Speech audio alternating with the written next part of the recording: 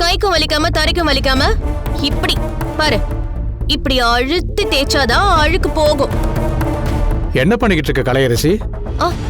தாத்தா தாத்தா இவளுக்கு மாப் கூட போட தெரியல. அதான் சரி நாமளே பண்ணிடலான்னு பண்ணிட்டு இருக்க. கலை, நீ ஆளை பார்த்த உடனே இந்த குச்சியை பிடிக்கிட்டு இப்படி சாம்பிராணி போடுறது எனக்கு தெரியாதுன்னு நினைச்சியா? தாத்தா போங்க தாத்தா, பொறுப்பை எடுத்து பண்ணாலும் குத்த சொல்றீங்க. இதுக்குதான் நான் எதுவுமே பண்றது இல்ல. இந்தா நீயே மாப் போடு. அன்பு, இன்னைக்கு காலையில நீ லேட்டா எந்திரிச்சிட்டேன்னு தாத்தா உங்ககிட்ட கோவமா பேசிட்டேன். அத நீ மனசுல வச்சுக்காத. ஐயோ தாத்தா, நான் அதை தப்பாவே எடுத்துக்கல. நீங்க என் மேல வச்சிருக்கிற நம்பிக்கையாதான் நான் அதை பாக்குறேன். ரொம்ப சந்தோஷமா. காலையில இருந்து உன்னை கவனிச்சுக்கிட்டு தான் இருக்கேன்.